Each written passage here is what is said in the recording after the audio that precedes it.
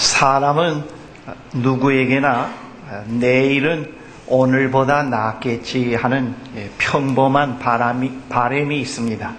오늘 이 자리에 나오신 여러분들에게도 그러한 바람이 다 있으리라고 믿습니다. 저에게도 역시 그런 바람이 있습니다. 사람마다 그 바람의 근거에는 다소 차이가 있지만은 그것이 없는 사람은 없습니다. 그것이 없을 때 그의 삶은 무기력해지게 되고 심하면 절망의 나락으로 떨어져서 스스로 자신의 생을 포기하게도 됩니다. 어제 어떤 분을 만났는데 몇 년 동안 아주 어려운 일을 당하시고 거의 다 극복을 해오신 분입니다. 그분의 대화 가운데서 그 몇 년 동안 지나기 어려웠던 것은 살아가는데 꼭 필요한 희망이 없었기 때문에 견디기가 참 어려웠다고 하는 그런 고백을 들은 적이 있습니다. 본문 22절에 이 우주 안에 있는 모든 피조물이 신음하며 기대와 바람 가운데 있다고 말하고 있습니다. 그와 같은 그들의 기대를 해산의 고통에 비유를 합니다. 새 생명이 태어나는 데서 생기는 고통에는 분명한 소망이 있기 때문에 그러한 소망은 사람을 속이거나 피폐케 하지 못합니다. 모든 사람이 그러한 참된 소망을 품고 산다고 하면은 어떤 고통도 다 감내할 수 있습니다. 기독교 복음은 희망의 복음입니다. 거기에 있는 희망은 해산의 고통이 수반된 희망입니다. 카를로 카레토라고 하는 그 영성학자는 이 우주의 역사는 어둡기도 하고 밝기도 하고 편하기도 하고 힘들기도 한 거대하고 복잡한 모태와 흡사하다고 했습니다. 어머니 태를 말합니다. 그는 이 태는 나의 과거와 미래를 사이에 둔 몸이요 내가 익히 아는 것과 낯선 것의 중간 지점이라고 했습니다. 카레토가 묘사한 이 지점의 삶의 특징은 괴롭다고 하는 겁니다. 그 괴로움이 뭐냐 하면은 너무 살아가는데 거북스러워서 괴롭다고 하는 겁니다. 참 거북스럽다. 그리고 채워지지 않아서 앞이 어두워서 무엇인가 계속해서 그리워서 괴롭다고 하는 것입니다. 그리고 사람이 다 못되어 미숙한 상태로 있고 그리고 똑똑히 보아야 할 것을 보지를 못하고 있고 그리고 사물에 에워싸여서 앞을 분간하지 못하기 때문에 괴롭다고 얘기를 했습니다. 바로 그러한 모태에서 그 아버지에 의해 새로운 탄생이 끊임없이 이루어지고 있고 그분의 아들, 딸로 형성되어가는 과정이 있습니다. 그것이 바로 창조 일에 쉬지 않고 일하시는 구속의 하나님의 일인 겁니다. 그래서 예수님께서도 지금까지 아버지께서 일하시니 나도 일한다. 우리가 하나님과 함께 하나님의 현존 가운데 하나님과 함께 교제 가운데 있을 때 이 구속의 하나님께서 우리 가운데 계속해서 구속의 일을 해 가시기 때문에 자유와 기쁨을 체험해 갈 수가 있습니다. 언제도 말씀드린 대로 구속의 하나님의 현존 가운데서 하나님과 교제가 깊어질수록 욕심에서 탐욕에서 편견에서 무지에서 우상에서 자꾸 해방이 되어 갑니다. 그런 해방은 우리가 영적 체험에서 충분히 해갈 수 있는 그런 선물인 것입니다. 본문의 모태와 같은 이 우주의 역사 안에 있는 피조물의 정황을 아주 리얼하게 현실적으로 그려놓고 있습니다. 그 내용을 요약해 보면은 모든 피조물들은 간절한 기다림 가운데 있다고 말하고 있습니다. 그러한 기다림은 하나님의 자녀들이 나타나기를 기다리는 기다림이라고 말합니다.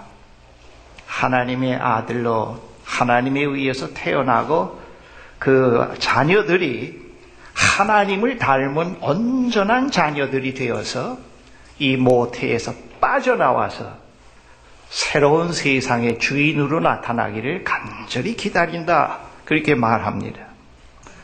그 다음 피조물들은 여기에 있는 피조물들은 허무한데 굴복해 있다고 하는 것을 지적을 합니다. 그런데 그러한 굴복은 피조물 자의로 된 것은 아니고 굴복하게 하신 그분에 의해서 된 것이라고 얘기를 하고 있습니다. 또 모든 피조물의 소망이 있는데 그 피조물의 소망은 무엇인가 하면 이 썩어짐의 종살이에서 빨리 해방되는 날을 기대하는 것이라고 말합니다. 그 다음 또 하나는 모든 피조물이 다 함께 신음하면서 함께 해산의 고통을 겪고 있다고 얘기를 합니다. 바로 이 우주 안에 있는 우리 피조물의 모든 삶 그 자체를 해산의 고통을 겪어가고 있는 삶으로 묘사를 하고 있습니다. 누구나 이 거대하고 복잡한 모태에서 영원히 빠져나올 수 없다고 가정할 때 진정 절망일 수밖에 없습니다. 그 누구에게나 너는 그 태에서 영원히 머물라고 하는 말처럼 저주스러운 것은 없을 것입니다. 그러한 말은 사람이 다 못된 미숙한 상태로 남아있으라고 하는 뜻입니다. 제가 어떤 형제 자매에게 또는 형제와 나 자매에게 그 태에 너는 영원히 머물러 있어 하면은 이 설교 듣고 난 다음에 굉장히 불쾌해질 수가 있지 않겠습니까? 미숙한 아이로 하나님의 온전치 못한 하나님의 자녀가 아닌 그런 상태로 평생 살다 죽으라. 그런 뜻이 되겠죠. 또 이걸 농담으로 써먹지 마십시오. 설교 끝난 다음에. 이건 상당히 좋지 않은 말이 되겠죠. 네. 이 모태와 같은 어둡고 답답하고 힘들고 복잡한 이 우주의 역사는 그것 자체로서 의미를 갖지는 못합니다. 그 이면에 숨겨져 있는 깊은 신비를 발견을 해야 합니다. 그 신비는 나를 온전한 아들과 딸로 만들어 가시는 아버지의 그 사랑을 깨닫고 발견하는 일입니다. 그 사랑을 발견할 때 이 현실의 고통들이 참된 아들이 되어가게 하는 촉매가 됩니다. 어제 만난 그분 가운데 그 아드님이 있었는데 그 아드님도 역시 꽤 오랜 기간의 어려움을 겪었습니다. 그분이 그 어려운 상황에서 하나님의 말씀을 읽기 시작하면서 주님께서 그에게 내가 진정 나를 사랑하느냐 하는 그런 질문을 아주 마음 깊이 와닿게 그 질문을 받았다고 합니다. 그리고 나서 그 기간 동안에 하나님의 말씀을 막 깊이 있게 읽으면서 삶에 상당한 변화를 가져왔다고 하면서 그 몇 년은 자기에게 허무한 것에 굴복한 무의미한 시간이 아니었고 자기 생에 있어서는 매우 소중한 그런 기간이었다는 것을 그분이 얘기하는 것을 제가 들었습니다. 이 거대한 태에서 다시 태어나서 하나님의 아들, 딸로 만들어져 가면서 그를 만들어 가시는 그 아버지의 사랑을 알고 그 아버지와 일치를 이루어가는 사람의 삶을 우리는 일반적인 종교적인 언어로 도를 깨친 사람이라고 얘기를 합니다. 아, 저 사람은 도를 깨친 사람이다. 그렇게 얘기를 할 수가 있습니다. 기독교 역사에서 그 대표적인 사람이 사도 바울입니다. 사도 바울은 자신이 도달한 그러한 경지의 삶을 이렇게 말하고 있습니다. 빌립보서 1장 21절 25절에 보면은 표준 번역 성경입니다. 나에게는 사는 것이 그리스도니 죽는 것도 유익합니다. 그러나 육신을 입고 살아가는 것이 나에게 보람된 일이면 내가 어느 쪽을 택해야 할지 모르겠습니다. 나는 이 둘 사이에 끼어 있습니다. 내가 원하는 것은 세상을 떠나서 그리스도와 함께 있는 것입니다. 그것이 훨씬 더 나으나 내가 육신으로 남아있는 것이 여러분에게는 더 필요한 것입니다. 나는 이렇게 확신하기 때문에 여러분의 발전과 믿음의 기쁨을 더하기 위하여 여러분 모두와 함께 머물러 있어야 할 것으로 압니다. 말했습니다. 바울에게 이 현실의 삶과 그를 태어나게 하고 아들로 형성해 가시는 아버지와는 또 그분이 계시는 세계는 둘이 아니고 완전히 하나입니다. 하나의 실제로 그가 경험을 하고 있습니다. 누구나 다 이 경지에 들어가진 못합니다. 그러나 인간이면은 최소한 이 현실의 삶의 의미가 어떤 것이며 그 삶을 실현해가는 참된 길이 어떤 것이라는 것은 알고 지내야 합니다. 그래야만 어둡기도 하고 밝기도 하고 편안하기도 하고 힘들기도 하고 한 이 현실의 삶을 헛되게 살지 않게 됩니다.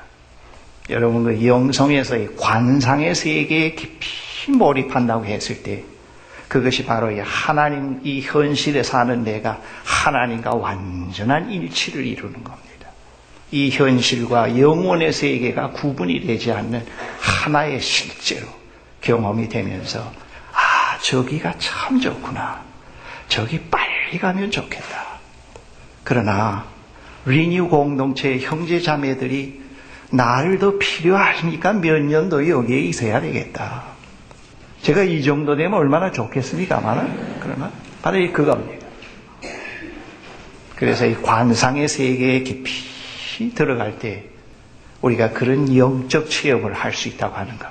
아직 저는 그 수준에까지 이르지 못했습니다. 제가 성인들의 전기를 읽어보면서 그런 일치되는 점, 공통점들을 제가 많이 발견을 했습니다. 본문의 모든 피조물들이 하나님의 아들들이 나타나기를 간절히 고대하고 있다고 했습니다. 그들이 그러한 기대를 갖는 것은 그때에 그들도 썩어짐의 종살이에서 해방되어서 하나님의 자녀가 누릴 영광된 자유를 얻을 것을 알고 있기 때문에 간절히 그때를 고대한다고 말하고 있습니다. 여러분, 태어날 아기가 자기를 낳아줄 사람에게 말이죠. 자기 존재 사유서를 보여달라고 하거나 출생 과정에 관한 명세서를 보여달라고 요구할 수가 있겠습니까? 그건 거의 불가능합니다. 그저 단지 자기보다 앞서 계시고 위에 계시는 그분에게 내어 맡길 뿐입니다. 우리보다 앞서 계시는 분의 수중에 잠자코 머물러 있고 현실 앞에 온순하게 내어 맡긴다는 것은 하루 앞을 내다보지 못하고 걸어야 할 길을 한치도 내다보지 못하는 이 모태 안에 있는 인간으로서 취해야 할 가장 진실하고 참된 자세입니다. 이것을 성서에서는 믿음이라고 합니다. 믿음이라고 합니다. 그런데 이 사람치고 믿어야 한다는 엄연한 현실 앞에서 제대로 믿고 순종하는 사람이 거의 없습니다. 믿음이란 보이지 않는 세계와 연관을 맺는 생의 새로운 차원이기 때문에 여간 힘든 일이 아닙니다. 이 교회에서 믿으십시오 하는데 사실 여러분들 지금 저 경험으로는 이 믿는 일이 세상에서 제일 쉬운 것처럼 얘기하지만은 굉장히 어렵습니다. 상당히 어려워요.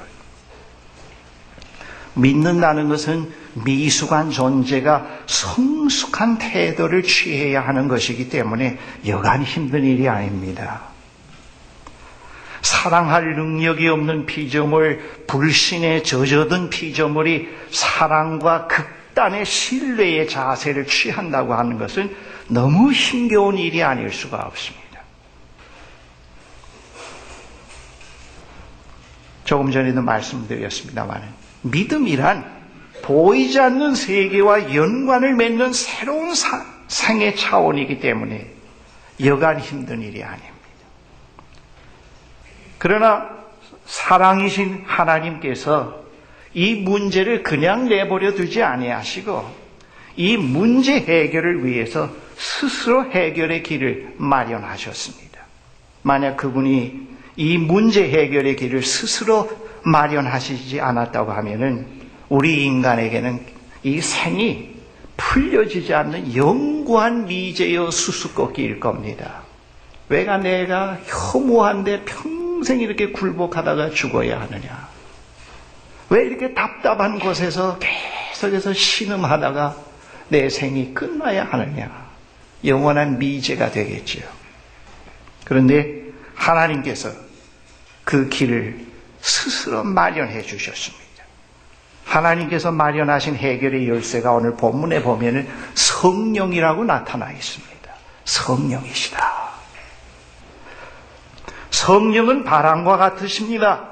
어디에서 불어와서 어디로 가는지 모릅니다. 성령은 물과 같으십니다. 메마른 땅에 스며들어서 그것을 비옥하게 만드는 물이십니다. 성령은 태양과도 같으십니다. 얼어붙은 가지를 따뜻하게 녹여 새 움을 틔워주십니다. 바로 그 성령께서 하나님의 사랑이, 하나님의 풍성하심이, 하나님의 창조력이 나를 찾아주시고 하나님은 너의 아버지시다라고 우리에게 가르쳐 주십니다. 그래서 이 모태 안에서 우리가 그 아버지를 알아보게 되는 겁니다. 그 아버지의 아들로 태어날 수 있고 그 아버지를 알아볼 수가 있습니다. 그분 성령께서 아버지의 아들로 태어나게 하시고 그분의 참된 아들, 딸로서 형성되어 가게 하십니다. 오늘 본문의 첫 열매로서 성령을 받은 우리도 자녀로 삼아 주실 것을 곧 우리 몸을 속량하여 주실 것을 고대하면서 속으로 신음하고 있다고 그렇게 말하고 있습니다. 하나님의 자녀가 되는 것은 우리 자신의 의지와 신념으로 되지 못합니다. 오직 성령의 능력으로 됩니다. 기독교 영성의 핵심이 그래서 성령이십니다. 성령께서 모태와 같은 이 우주에 태어나게 하시고 그분의 아들, 딸로 만들어 가십니다. 그래서 성령을 모성애적인 삼위일체 가운데서 가장 모성적이라고 그렇게 신학자들은 표현을 하고 있습니다. 그들은 아버지를 그들을 태어나게 하고 그들을 부르시는 아버지가 어떤 분이신지를 잘 알아보질 못합니다. 부분적으로 알고 있습니다. 그러면서도 그 언젠가는 온전한 자녀로 형성되어서 이 중간 지점에서 벗어나서 하나님께서 마련하신 새 거처에서 살 것을 소망하면서 살아가게 됩니다. 여러분, 내게 성령이 계신가 안 계신가를 측정하는 그 가장 정확한 척도가 있어요. 그건 무엇인가 하면 방언을 한다. 또 마음이 뜨겁다. 뭐 여러 가지 은사 측면에서 얘기할 수가 있겠는데 그것보다도 가장 정확한 것은 나를 새 피조물로 태어나게 하시고 나를 그의 아들, 딸로 지금 그를 닮은 자녀로 만들어 가시는 그 아버지를 자꾸 새롭게 보아갈 수 있다고 하면은 그건 굉장한 성령의 역사하심 속에서 그분이 있는 겁니다. 처음에는 돈의 아버지라고 하고 권력의 아버지라고 하고 성의 아버지라고 하고 돈을 아버지라고 하고 그걸 믿고 살았는데 점점 눈이 떠여가면서 그것은 허구라는 것을 깨닫고 자기를 다시 이 태와 같은 세상에서 태어나게 하시고 아버지를 닮은 사람으로 만들어 가시는 그런 분이 바로 하나님 아버지라고 하는 것을 알게 될 때 말이죠. 그건 성령의 역사 속에서 있다고 100% 믿어도 틀림없습니다. 1년 전에 믿을 때와 2년 전에 믿을 때와 5년 전에 믿을 때와 그 아버지를 아는, 그 알아보는, 아버지를 알아보는 그 눈이 말이죠. 아버지를 알아보는 것이 계속해서 변해 간다고 하면은 성령께서 계속 그분 가운데서 역사해 가시고 있는 겁니다. 물론 우리는 하나님 아버지가 크고 높으시고 깊으신 분이기 때문에 전체를 다 알 수는 없습니다. 성령께서 우리 가운데 역사하셔도 늘 부분적으로 압니다. 장님이 코끼리를 만지듯이. 그래서 어느 한순간에 하나님에 대한 체험과 하나님에 대한 지식을 갖다가 절대화하면 안 됩니다. 그러면 하나님이 이미 죽은 하나님이 되고 갇혀버린 하나님이 되어버립니다. 방언으로 규정해버려도 안 되고 예언 기도로 규정해버려도 안 되고 어떤 하나의 체험으로 절대화시켜도 안 됩니다. 하나님은 언제나 하나님 되시게 풀어놔 주시고 성령의 인도하심 가운데서 그때그때 필요한 가운데서 하나님의 이런 면을 깨달아 가야 됩니다. 아버지였구만요. 아버지였구만요. 아버지였구만요. 아버지였구만요. 우리가 그렇게 대화를 알아보게 되는 것입니다.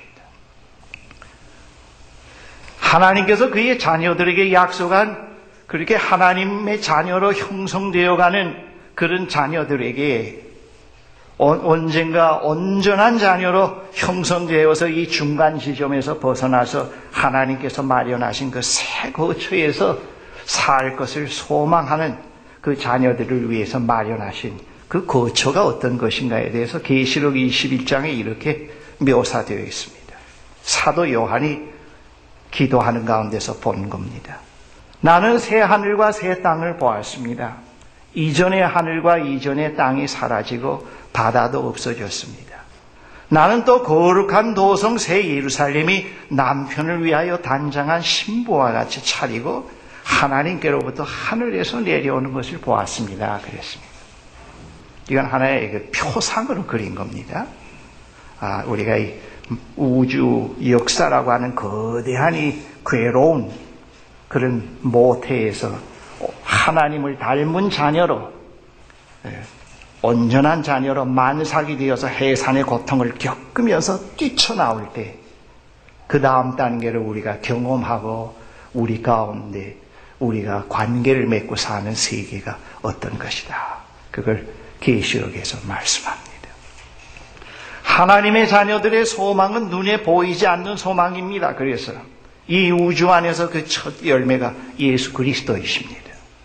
예수 그리스도는 하나님의 집의 맏아들이 되십니다. 형제자매 여러분, 우리가 머물고 있는 이 우주는 모태와 같습니다. 그것은 거북스럽고 그리움이 있고 앞이 보이지 않는 괴로움이 있는 것입니다. 그러한 것의 신음소리가 늘 들리게 되는 겁니다. 이게 신앙이 깊어질수록 이 현실을, 이러한 현실이라는 사실을 자꾸 그대로 자연스럽게 보면서 받아들이는 게 신앙입니다. 이 기독교인들의 큰 망상이 현실을 부인해버리려고 하는 거예요. 그리고 아주 허구 속에서 만들어낸 이상의 세계가 자기가 도달해야 될 세계요. 하나님께서 그에게 보여주시는 세계라고 하는 건데, 그러나 그 온전한 믿음, 성령의 인도하심 가운데서 들어가서 제대로 보기 시작하면은 그 제대로 보지 못할 때는 자꾸 환상적인 것을 보아요. 그러나 이 성령의 인도하심은 이 안경과 같습니다. 지금 여러분의 안경을 벗고 여러분들을 보면은 제대로 하나도 안 보여요. 그런데 이 안경을 끼면은 전부 현실이 그대로 봅니다. 이 성경은 안경과 같다고 얘기할 수가 있겠습니다. 현실을 그대로 본다. 이 현실이 천국이 아니란다. 내가 돈 몇 억 가지고 은행에 예금하고 평생 여기서 영원히 살 장소가 아니란다. 내 생명이 보약 몇 개 먹는다고 해서 120살까지 영원히 살 것이 아니란다. 그걸 자꾸 보여주세요. 현실을 그대로 보여주세요. 그래서 성령 충만할수록 무감각해지는 게 아니고 현실을 그대로 체득해 갑니다. 그리고 현실의 삶에서 새로운 길을 발견해 가는 겁니다. 거기서 얻는 그 희망은 눈에 보이는 것이 아니고 현실을 넘어서는 것입니다. 요한복음 1장 13절에 우리가 아버지의 자녀로 태어난 것은 혈통에서나 사람의 뜻에서 나지 아니하고 하나님에게서 났다고 그랬습니다. 그렇습니다. 우리가 하나님의 자녀가 되는 것은 육으로 되지는 않습니다. 하나님의 뜻에 의해서 되는 겁니다. 정상적으로 아버지를 닮아가는 자녀로 되어갈 때 말이죠. 비정상이 아니고 정상적으로 아버지를 닮은 자녀로 이렇게 형성되어 갈 때 그 시간이 경과해 가면서 조금 전에 말씀드린 대로 뚜렷한 변화가 그 아버지가 어떤 분이라는 것을 알아보기 시작을 하는 겁니다. 그리고 그분을 아버지라고 부르게 됩니다. 나의 아버지였구만요. 내가 내 모든 것을 아버지께 맡깁니다. 그러면서 그분과 말이 통하게 되고 그분과 이야기가 시작이 되고 그분의 말씀을 듣기 시작을 합니다. 그 전까지는 그냥 독백이고 읊어버리는 거요. 막연한 어떠한 신비적인 존재에 대한 들은 풍월에서 아버지 하면서 욕망을 채우기 위한 고래고래 소리 지르는 거지 현존에 계시는 하나님과 대화는 이루어지질 않습니다. 왜? 아버지를 보지 못하기 때문에 그래요. 아버지를 보지 못하기 때문에. 그러나 정상적으로 아버지의 아들과 딸로서 아버지를 닮은 자녀로서 이렇게 형성되어 가기 시작을 하면 아버지, 그 고난 가운데서 찾아오시는 아버지, 그 병 가운데서 찾아오시는 아버지, 그 옥중 생활에서 찾아오시는 아버지를 봅니다. 아버지, 여기 계셨구만요. 아버지. 그래서 그 아버지와 말이 통하게 됩니다. 그분과 이야기를 나누게 되고 그분의 말씀을 듣게 됩니다. 그게 바로 하나님과의 교제의 문이 텄다고 그렇게 얘기할 수가 있습니다. 영성의 훈련이 바로 그래서 필요합니다. 아버지를 바르게 알아보고 그 아버지와 대화가 이루어지기 시작을 하고 그분의 이야기를 듣기 시작을 합니다. 그러면서 그분을 아버지로 모시게 될 때 그 아버지로부터 오는 선물이 있어요. 그게 무엇일까요? 아버지로부터 오는 선물이 생명, 진리, 사랑입니다. 사랑입니다. 서론에서도 잠깐 서두에서 말한 대로 그 절망적인 상황 속에서 몇 년 동안 허무한 데 굴복을 하면서 그 아드님이 살아남게 된 것은 건강을 상실하지 않고 생을 포기하지 않고 살아갈 수 있게 된 것은 그가 아버지를 알았어요. 옥중에서. 그리고 그 아버지와 교제가 이루어지면서 거기서 아버지로부터 생명을 공급받게 되었습니다.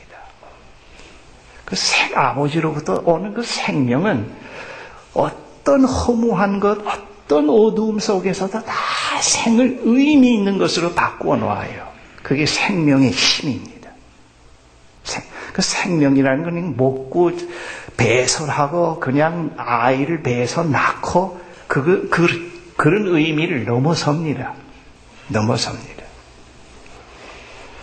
바로 그분이 그 생명을 아버지로부터 옥중 생활에서 공급받았다는 것을 어제 대화 가운데서 발견을 했습니다. 아버지께로부터 진리를 선물로 받습니다. 사랑을 선물로 받겠습니다. 그래서 여러분 아주 귀한 거 있습니다. 그 아버지로부터 영원한 처소를 선물로 받기 시작을 합니다. 그 아버지를 확실히 모를 때는 자기가 가야 할 것이 어딘지를 몰라요. 그래서 현지에서 자꾸 찾습니다. 근데 그 아버지에게 자꾸 아버지를 분명히 알아가고 알아보기 시작을 하고 아버지와의 교제가 깊어지면서 이 현실이 아닌 현실을 넘어선 저 영원한 시간 속에 아버지께서 나를 위해서 마련하신 장소를, 집을 발견하게 됩니다. 내가 가야 될 것이 저기구나. 아버지가 계시는 저기구나. 그걸 이제 발견하게 돼요. 그래서 이 현실을 넘어선, 그래서 기독교 신앙은, 기독교 복음은 이 현실을 넘어선 영혼의 차원으로 우리를, 다리를 이제 이어주게 되는 겁니다. 그래서 아버지가 계신 것. 근데 그것이 객관적인 것으로도 보일 수 있습니다만 우리 내면에 그러한 그 아버지의 영원한 처소가 생겨나기 시작을 합니다. 그것이 아버지가 계시는 것입니다. 아버지가 계신다. 내가 너희를 위해서 가서 너희를 위해서 처소를 예비하러 간다. 예수께서 말씀하셨어요. 너희가 있어야 할 처소를 예비하러 간다. 그러니까 집이 생깁니다. 저는 지난날 한때 이 우주 공간 안에서 저의 결핍, 배고픔을 채워보려고 무척 노력했습니다. 생의 어느 시점에서 저 자신의 생의 실현이 이루어져야 한다는 그 강박관념과 불안 초조가 있었습니다. 저는 그리스도 안에서 저의 생의 실현의 길을 발견하고 나서 비로소 조급과 불안에서 현실의 얽매임에서 점차 자유로워질 수가 있었습니다. 저는 저의 생의 최종 완성 지점이 이 거대한 태에서 빠져나와서 하나님 보좌 앞에 서는 순간이라는 것을 제가 알게 되었습니다. 이거 솔직한 고백입니다. 아하, 이 현실에서는 학위 과정을 마치는 거, 그래서 박사 가운을 입고 단에 서는 게 아니구나. 또 어느 큰 교회를 지어서 굉장히 신도를 많이 모아서 그는 순간도 아니구나. 명예롭게 은퇴하는 순간도 아니구나. 내가 최종적으로 서야 할 그 최종적인 생의 완성의 자리가 하나님 보좌구나. 그 사도 바울도 그런 얘기를 했습니다. 나는 뒤의 것은 잊어버리고 보이지 않는 그리스도 안에 그 감추어진 것을 목표로 하고 쫓아간다 그랬습니다. 그 바울이 무엇을 보았을 것 같습니까? 그의 최종적으로 가서 있어야 될 집이 천군 천사와 함께 계시는 하나님 보호자라는 걸 그가 보게 된 겁니다. 그러고 나서 그는 이 세상에서 무한한 안정과 평강을 가졌습니다. 여러분, 우리 인간이 이 세상을 살아갈 때 아무리 심리 치료를 하고 상담을 해도 그리스도 안에서 자기가 있어야 할 영원한 플레이스, 그것을 보고 그것을 마음에 간직하지 않는 한 마음의 안정은 없어요. 평강이 없습니다. 이건 여러분이 경험을 해보면 압니다. 그런데 그것이 내세주의가 아닙니다. 오히려 그럴수록 현실에 더 충실하게 살 수 있도록 힘을 공급해 줍니다. 우리가 전신 분열증, 불안한 마음, 조급한 마음, 생의 염려와 근심에서부터, 그런 속박에서부터 벗어날 수 있는 길은 그런 하나님이 약속하신 그 영원한 처소를 찾아내는 것밖에 없어요. 여러분 한 사람 한 사람에게 하나님 아버지께서 여러분들을 사랑하시고 자기를 닮은 자녀, 아들, 딸로 지금 빚어가고 계시면서 그걸로 끝나지 않고 여러분이 있어야 할 집을 지금 준비해 놓으셨단 말입니다. 근데 그것을 우리가 보아야 됩니다. 근데 이 세상에서 그걸 자꾸 찾으려고 하면 안 돼요. 그게 뭐 양옥이냐, 아파트 80평짜리냐, 그 차원이 아닙니다.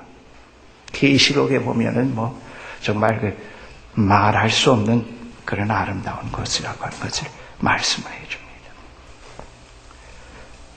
제가 그런 것을 제가 발견을 하게 되었습니다. 뭐 그런 사도 요한처럼 그런 환상 속에서, 계시 속에서 그것을 봤던 말이 아니고 저의 생의 최종 완성 지점이 이 거대한 태에서 빠져나와서 하나님 보좌 앞에 서는 시간이다. 그때가 비로소 내 인생의 완성의 시간이라는 걸 알게 됐습니다. 근데 그때는 저주와 심판, 깊은 후회와 갈등의 시간이 아니에요. 하나님 아버지에게 온전히 용서받고 그에게 온전히 억셉트 되어지고 받아들여지고 그분과 온전히 화해되고 치유되고 모든 상실이 그분의 은혜 가운데서 완전히 보상된 시간이라는 걸 깨닫게 됐습니다. 이건 저의 생애에서 상당히 중요한 발견입니다.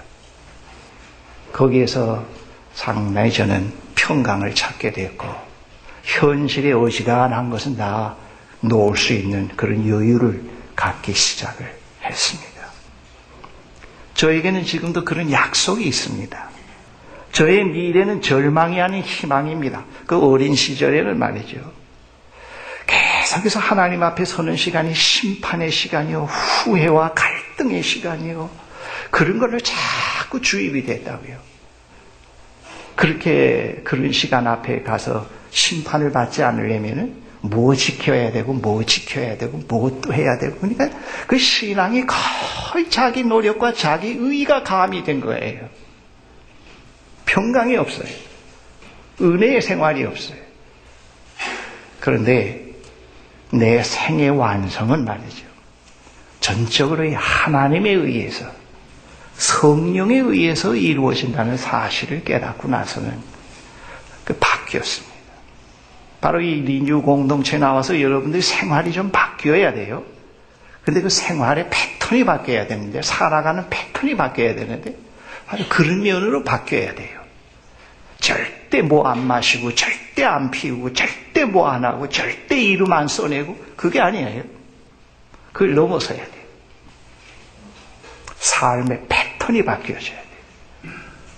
그래야 그런 변화가 올바른 변화인데, 기독교를 믿는 사람들이 변화에 초점을 맞추지 못하니까 자꾸 도덕적으로 율법주의적인 변화에다 초점을 맞추니까 변화가 이루어지질 않아요. 그리고 자꾸 그런 걸로 다른 사람을 보니까 난도질하고 받아들이지 못하고 용서가 없어요. 교회에서 패거리를 만들고. 근데 우리에는 그런 게 아닙니다. 우리에게는 희망이 있습니다. 하나님 앞에 서는 그 시간이 넘어지고 쓰러지고 정갱이가 부서지면서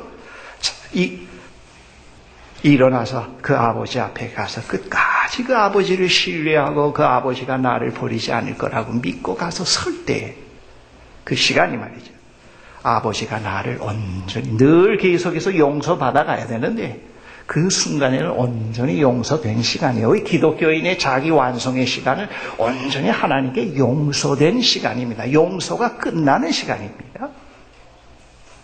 그리고 그 시간이 하나님에 의해서 온전히 받아들여진 것, 그리고 하나님과 온전히 화해 속에서 있게 되는 것, 그리고 치유되고 모든 상실이 보상되는 시간입니다.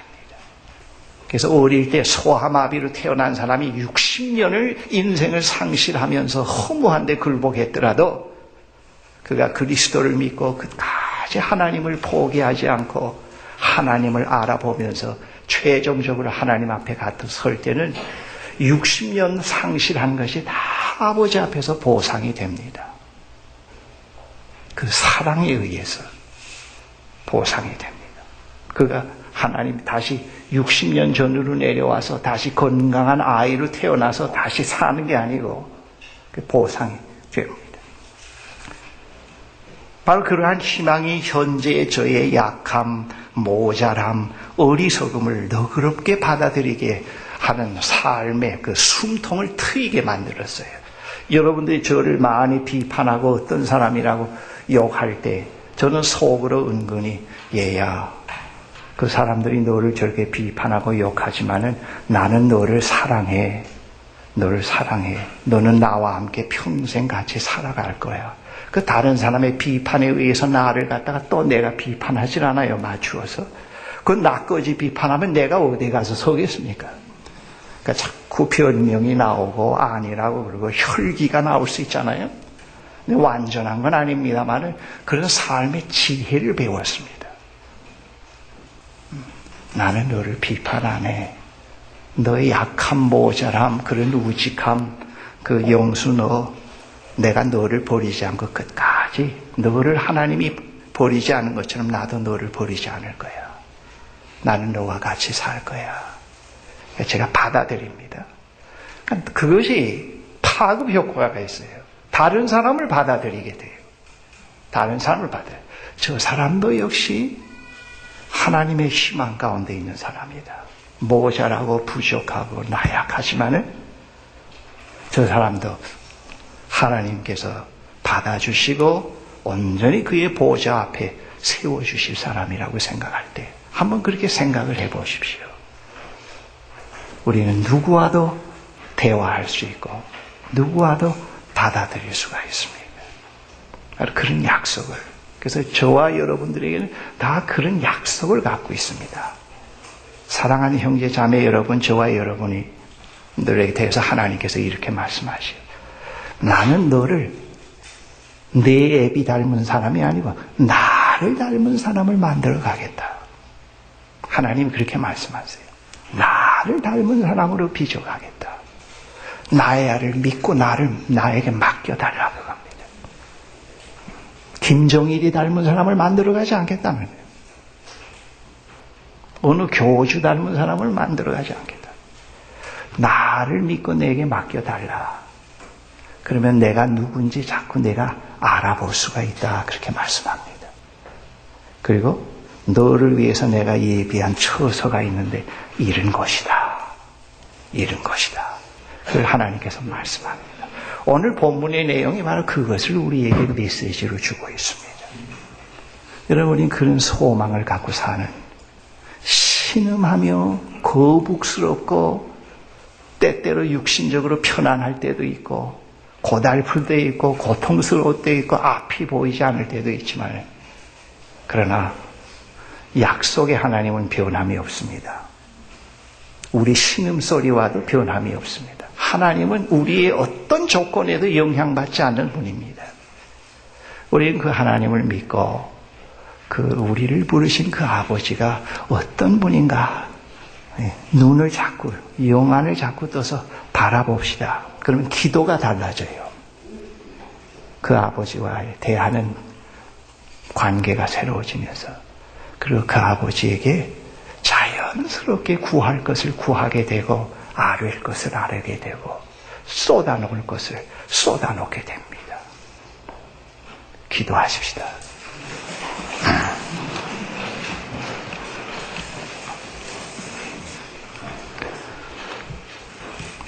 하나님, 우리는 소망이 없는 사람이 아닙니다. 우리의 현실이 너무 어둡고 답답하고 거북스럽기 때문에 우리는 소망을 갖지 못하고 몸부림칩니다. 그리고 신음을 합니다. 그리고 허구적인 것을 가지고 그것에다 소망을 두려고 이리저리 방황할 때도 있곤 합니다. 어떤 때는 평생을 찾다가 찾지 못하고 죽을 때도 있습니다. 그런데 하나님께서 이 수수께끼를 해결해 주심을 감사합니다. 아버지께서 예수 그리스도를 보내시고 말씀을 주시고 성령을 보내주셔서 이 인생의 수수께끼를 풀어주시고 이 답답하고 막힌 이 세상에서 머물지 아니하고 하나님이 약속하신 영원한 처소의 삶을 바라보면서 그 세계의 백성으로 데려갈 수 있게 하시고 그 희망 속에서 살게 하심을 감사합니다. 우리로 하여금 오늘 이 시대를 살아가는 그리스도인으로서 가져야 할 소망의 내용이 삶의 방식이 무엇인가를 바르게 알게 해주십시오. 전적으로 우리가 하나님의 은혜를 받아들이게 하시고 우리를 부르신 아버지에게 겸허하게 젖된 아이가 어머니의 품에 고요히 안기는 것처럼 고요히 안길 수 있는 겸허한 마음 우리에게 주시옵소서.